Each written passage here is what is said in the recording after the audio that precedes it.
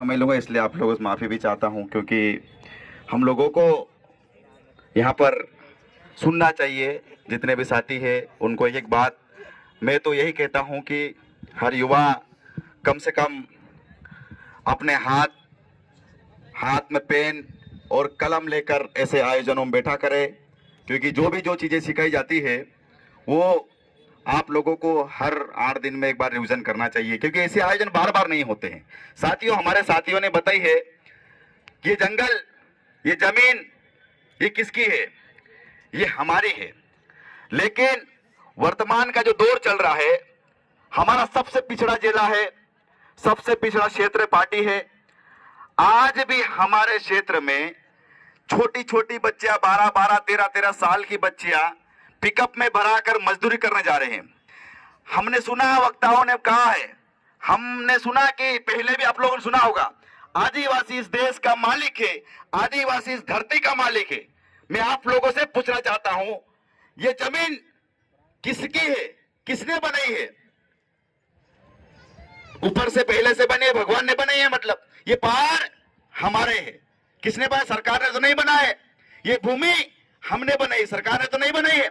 लेकिन इस धरती पर, इस भूमि पर आज आधिपत्य सरकार अपना जमाती है। हमारे घरों के यहाँ पे आके बुलडोजर खड़ा कर देती है। हमारी नदियां हमारी रोकी जा रही है, हमारी प्रकृति को नष्ट किया जा रहा है। इस चीज को रोकने के लिए हमें एकजुट होना पड़ेगा।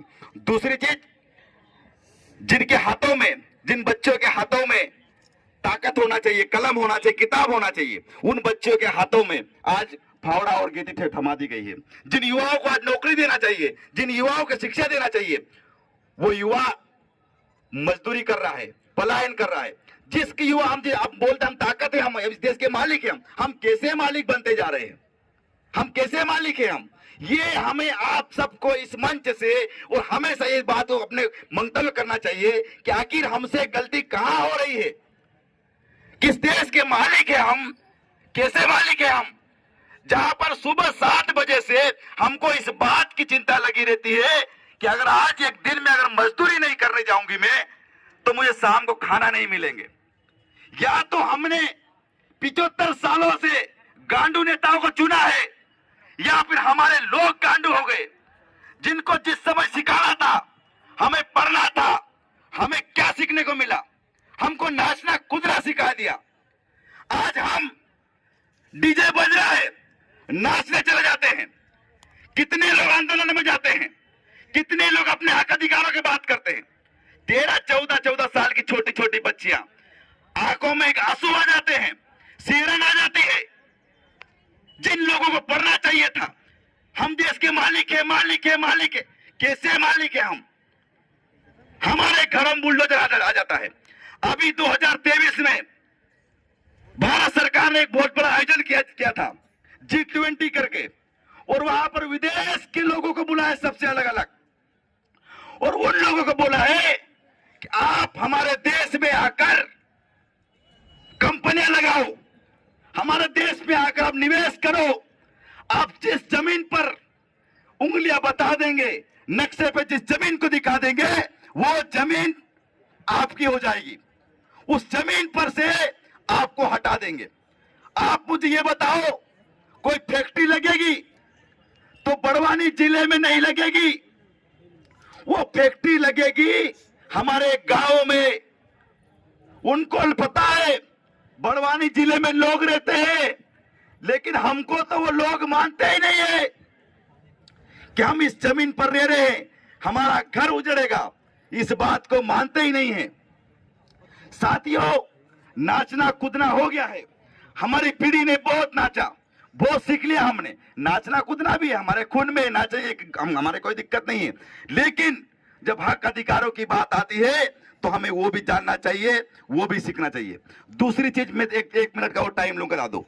हमारे क्षेत्र में, हमारे जिले में एक समय, आज से 15 साल बाद, ये वाल सिंह दादा और हर सिंह दादा, इनके साथ जब हम काम करते थे, तो हमें यही बात नहीं पता थी कि कौन भिलाला है, कौन बारेला है, कौन भिले। यहां मैं गारंटी दे दो, अधिकतर लोग ये नहीं मालूम है कि सुमेर भाई की क्या जाति उपजाति है। एक नई चीज कुछ समय पहले से शुरू हुई है, गांडूगिरी, भिलालाबाद। जब आपको पुलिस वाला मारेगा गोली मारेगा तो ये नहीं पूछेगा कि भील है, भिलाला है, बारेला है, वो ये बोलकर मारेगा आप आदिवासी हो। इस बात को आपको सोचना चाहिए, इस गांडूगिरी को खत्म करना चाहिए। हम लोगों को बात करना चाहिए कि हमारा खून है कि हमें लोगों ने बांटा है, लेकिन हम बटेंगे नहीं। सिर्फ बात करना चाहिए हमारा आदिवासी। अगर मैं हमेशा हर मंच से कहता हूं, अगर कभी पार्टी के अगर भाई को तकलीफ होगी, वही तकलीफ बरवाने वाले ने महसूस करना चाहिए, सीहोर वालों ने, कहीं पर भी हो आदिवासी, उसको उतनी तकलीफ होना चाहिए। तो हमारे इन पुरखाओं का बलिदान सफल हो गया मानेंगे।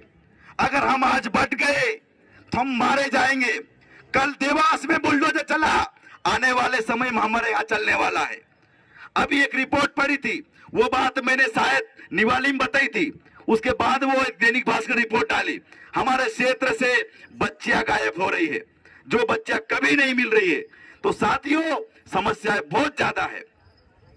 एक आखिरी चीज आपको संदेश मेरा है, हमारे बच्चों के लिए, आप सब यहाँ बड़े बुजुर्ग बैठे हुए, माता बहनें बैठी हुई है, साथियों कम से कम हमारे बच्चों को स्कूल तक आप भेजिए, अच्छी से अच्छी स्कूल में पढ़ाइए साथियों, क्योंकि ये सबसे बड़ा दुख का कारण है, सबसे बड़ा जहर है अशिक्षा। अशिक्षा से गरीबी आ रही है, गरीबी आ रही है तो हमें पेट के लिए दौड़ना पड़ रहा है। कम से कम साथियों एक अच्छा मोबाइल आप मत खरीदना, एक ज्यादा अच्छा कपड़ा किसी त्योहार पर मत खरीदना, या फिर अपने कहीं से भी कैसे भी एक टाइम खाना नहीं हो तो कम खाना, लेकिन अपना बेटा और बेटी को कम से कम अच्छी स्कूल में जरूर भेजना साथियों, ये बात मेरी ध्यान रखना। अगर हमारा और बेटे बेटी के लिए अगर आज हमने यहाँ पे खर्चा कर लिया, एक टाइम अगर खाना कम भी खाकर अपने बेटे और बेटी को पढ़ा लिया, आपका बेटा और बेटे अधिकारी बनेगा। हमारी अशिक्षा कारण सबसे ज्यादा ये है साथियों। हमें मजदूरों की फैक्ट्री बनाई जा रही है, इस बात को आपको ध्यान रखना है। मजदूरों की फैक्ट्री हमें नहीं बनना है, हमारे बच्चों को पढ़ाना है और शिक्षित करना है। बहुत बहुत धन्यवाद। लड़े